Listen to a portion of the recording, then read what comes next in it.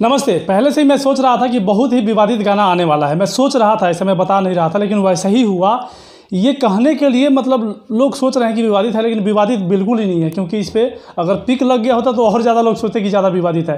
होली में काजल बदल गली गाने का नाम है, अखिलेश कश्यप का लिखा हुआ दूसरा धमाका। पहला 2 रुपया क्या पार सफलता के बाद दूसरा सफलता आदिशक्ति से कल सुबह आ रहा है। होली में काजल बदल गली, अखिलेश कश्यप का लिखा हुआ, श्याम सुंदर का म्यूजिक। कल सुबह आप सबको देखने को मिलेगा आदिशक्ति से। जितने लोग देख रहे हैं एकदम गर्दा उड़ा दीजिए, शेयर करिए, हर किसी तक पहुँचा दीजिए और सुबह एकदम तहलका मचा देना आदिशक्ति पे। होली में काजल बदल गली।